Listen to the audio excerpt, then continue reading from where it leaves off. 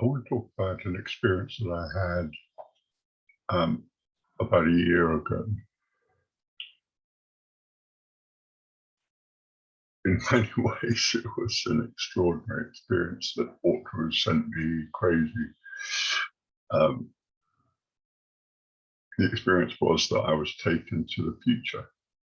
I was taken to the world of 2320, that's 300 years into the future.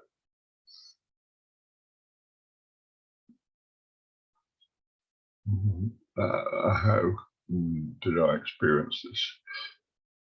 Well, I didn't physically leave here and go there. The experience of going to the world of 2320 was planted in me. I perceived it as a spiritual experience, but there were aspects of the experience which convinced me that they were real. In other words, they were things that I had not either read or thought about or considered as being then actually possible. Many people have looked at possible future scenarios. This particular one I have not come across. So it convinced me that this was a potentially real experience, that it had some purpose for me, even if it was just to open my mind to the possibility of what might be.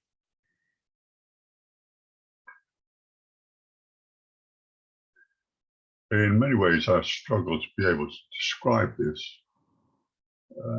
which in a way is not surprising. You only need to think about what somebody who was brought up in the 1720s, the time of Sir Isaac Newton, before there was an industrial base, before where we were just beginning to understand about how the universe worked.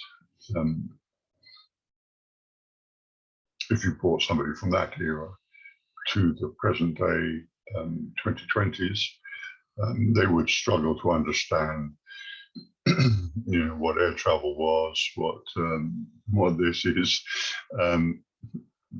what the internet is about, what mobile phones were doing, what social media was. Many of these things would have been seen as magical or incomprehensible.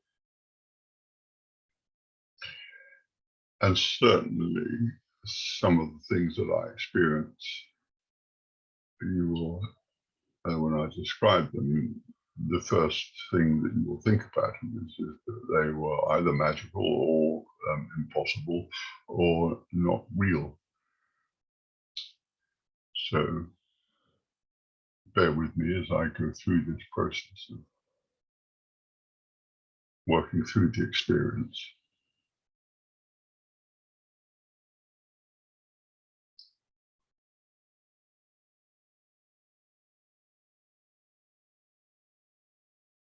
Although I experienced the world as a homogeneous whole, there were three aspects to the experience which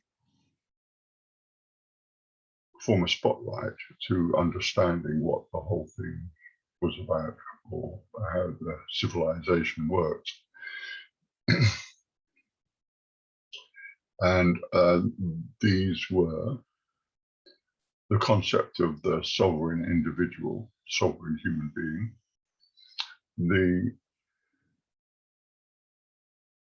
reality of an organization that displaced and replaced national organizations, national identity, national organizations. This was called the Foundation.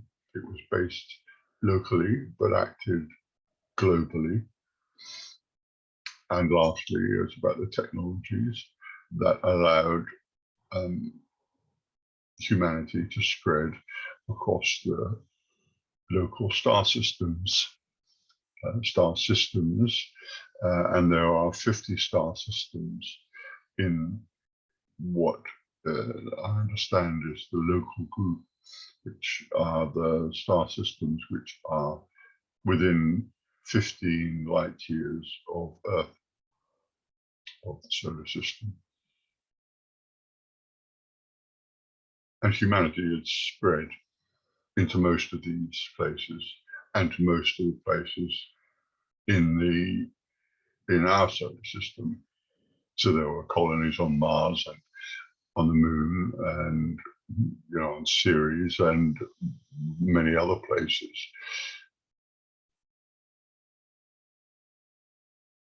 So if you can imagine what such a world, such a civilization would be, national boundaries, or whether you're British, American, Japanese, Chinese, Argentinian or Belgian, they really don't make much of much sense. They don't really have any relevance to the situation. And lastly, the technologies of the 2320 are based around a deeper understanding about reality and information, and how these two apparently different aspects of our experience, how they interact at a deeper level and allow these technologies, which I call the portal technologies, which allow us to create doorways from one place to another, which are remote physically, but they're brought together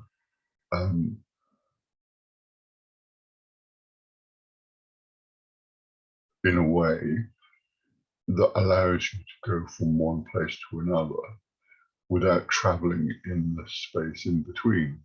So you can go from here to Alpha Centaurus in a blink of an eye and just walking through a doorway, as you would just go through any doorway. Once that doorway is configured in a particular way, and the particular way that it's configured is it brings space-time information from the location that you're currently at, and space-time information about the place that you currently want to go through. And with the computational accuracy down to a quantum level between these two places allows, I think, Isaac Einstein, Albert Einstein, sorry, I was mixing Isaac Asimov and Albert Einstein. They would be very happy about that. Albert Einstein called spooky action at a distance, where you move one element in one place and it affects another element in a remote location in a way that's not connected in our understanding. So these are the three: the sovereign individual, the foundation, and the portal technologies are the three aspects that I will go into in some detail in order to give people a glimpse about what this civilization it could be in 300 years from now. One of the questions that I've asked myself is why me? Why? What's the purpose of me experiencing this? And I think the only thing that I can think of is, for me personally, to be open to it. And this is something about how I think the universe works. We tend to think in a very linear way that the present is a product of events of the past, and the future is a product of events in the present. what I have experienced is that there's maybe another way of looking at time, and that it may be looped in some way, that the future is already written, or maybe many futures are already written, a future has already been written, and that a connection is made into the past that links that particular future with this particular moment in time, therefore creating that link between now and then, and opening up a pathway between now and then. What I also have to say is that I think I would be very happy to live in that. From what I could see, I would be very happy to live in that environment, in that civilization, because in many ways it seemed to have resolved many of the problems that we experience in the 21st century, such that there is no longer any great argument about what the purpose of humanity is, what's the purpose of our life.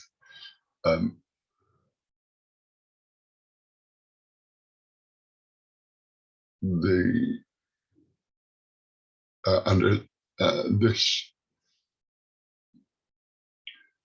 is difficult. A lot of the anxieties and the problems associated with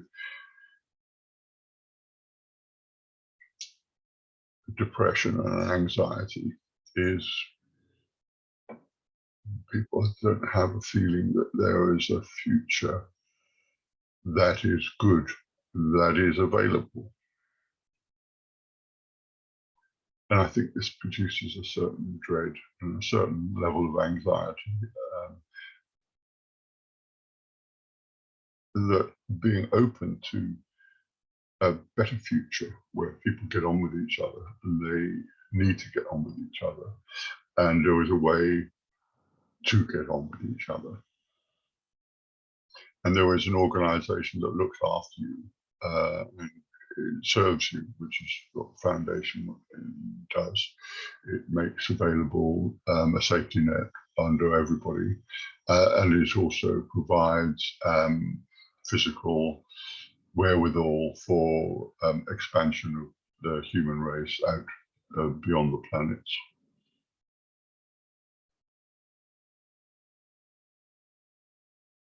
So these first two, the technology doesn't really affect how people are. It's just as we use our technologies today in the 2020s, really without thinking about them. You know, they're just ordinary smartphone, a Zoom account, you know, grapes delivered from Chile on an aeroplane and brought to my door here is something that I don't really think about. It's something which is there and serves me. And this is this is how it is in the future, that technology doesn't run away with us. You know, some of our anxieties about technology in the 2020s, in that artificial intelligence in some way or another will give a rise to robots, and we will be viewed as being second-class citizens or slaves. This doesn't happen. There are advanced robotics, and computation is at a level which is well beyond our current capabilities. But it serves the broader needs of humanity. It doesn't overtake us. And people don't really have to think about it.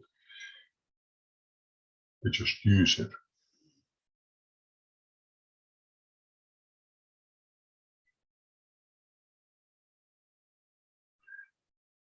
So to start at the beginning, what is the notion of a sovereign individual?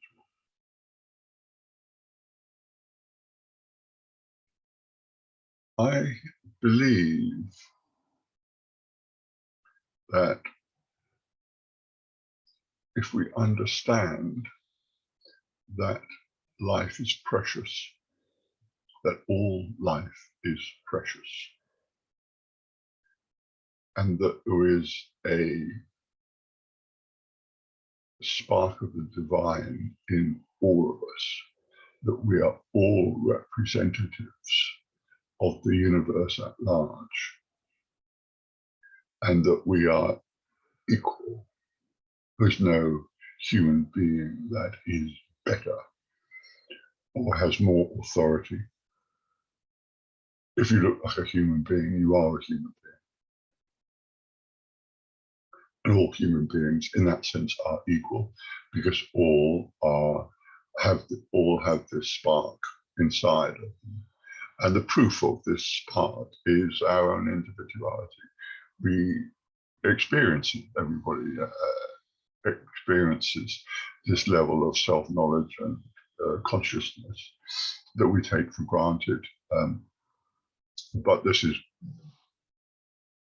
special. And one of the best ways to describe it is this. I'm struggling to use a word other than divinity, but divinity describes it best. That we all have this divinity within us, and this spark of divinity is something of the divine put inside us. There is no higher or lower for that spark of the divine in us. But it's different for everybody. Everybody in this spark of divinity produces a uniqueness, which means that we are all equally worthy of respect.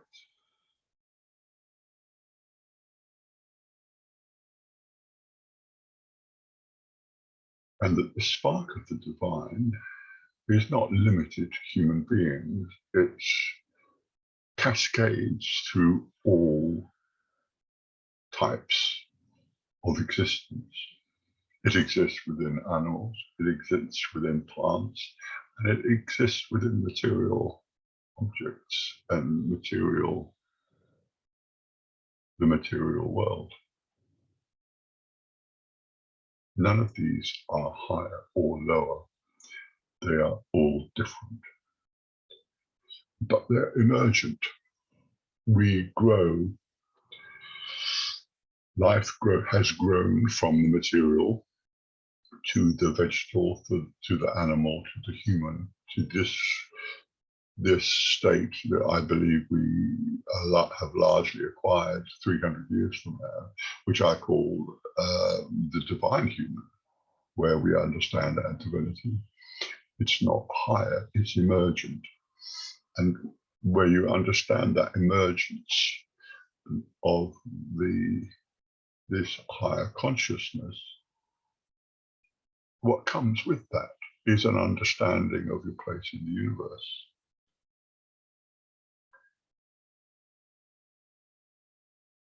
And what is that place in the universe? You see, the understanding of humanity, what is the purpose of the human race? The purpose of the human race is that part of creation which is capable of spreading out and bringing life to the stars, where there is no life. We are the agents to bring life to the universe. That's what this emergent quality is, this understanding that it is our duty to go and spread out into the universe. So people understand that, and largely everybody goes, even to the point that in 2320, there are only 900 million people left on the planet Earth. And from what I understand, the main talk amongst those people who are resident on planet Earth is whether everybody should leave so that we can recreate the original biosphere that appears on and has emerged on planet Earth, which we have found to be relatively unique in its diversity.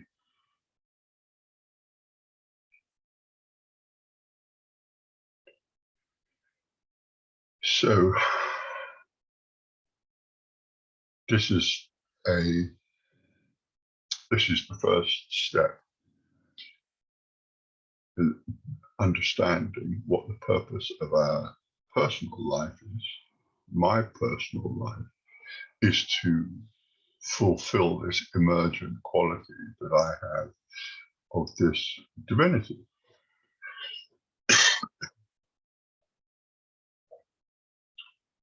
And you know, everybody knows that that they're unique. I mean, there's a thumbprint which is proof of our uniqueness. There are no two thumbprints that are identical.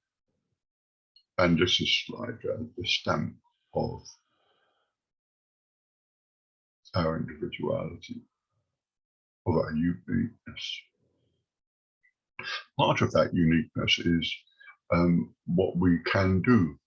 We have natural talents and natural abilities as individual human beings, which allow us to fulfill the needs of our life in this world, and also to contribute to the greater good and contribute to the needs of humanity. I was trained as an architect. I'm naturally a thinker in relation to philosophy. I enjoy doing this, which I'm doing now, which is telling the story. These are all natural products of my individuality. It's no better than anybody else. It's just I have a unique balance of abilities, and everybody else does too. It's just everybody's is different.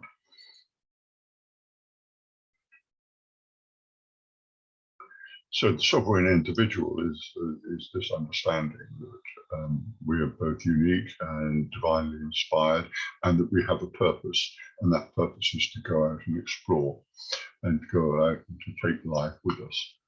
And from what I understand, there may be other life forms out there, but it's part of this journey is to go out and meet them. I wasn't shown whether there were anywhere. I was shown that people existed in many, many, many places. Human beings existed in many, many, many places, and I didn't see any experience of non-human aliens anywhere. So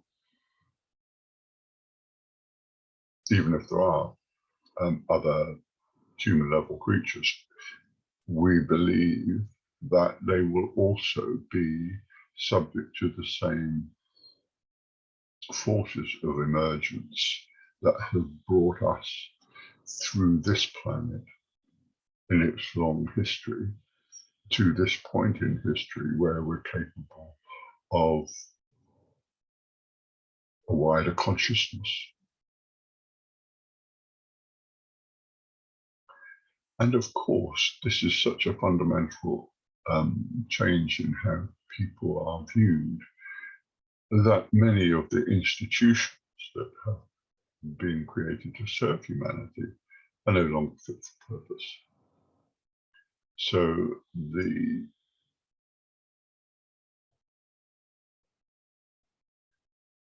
organization which has survived is the foundation. And the foundation is a source of safety net. It's a source of wealth, but it's also a source of control, where people can live in their local community, wherever that is.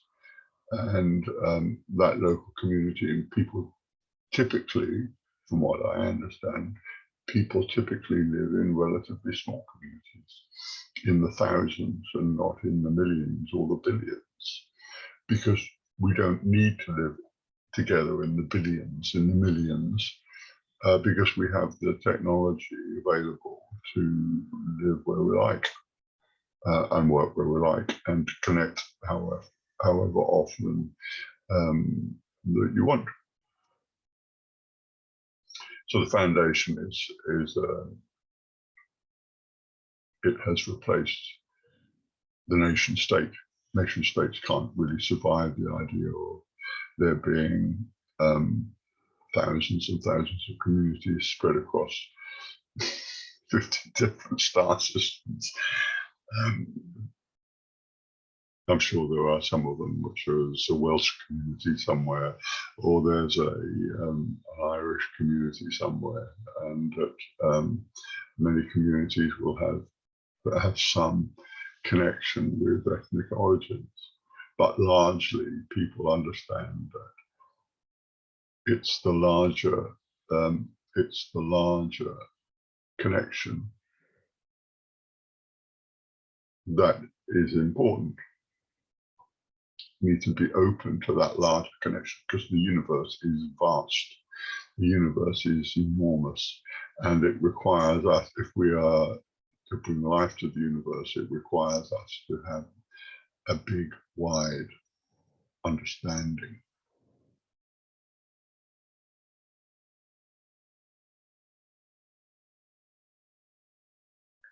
So I will go into more detail in other videos on this, but this is an introduction.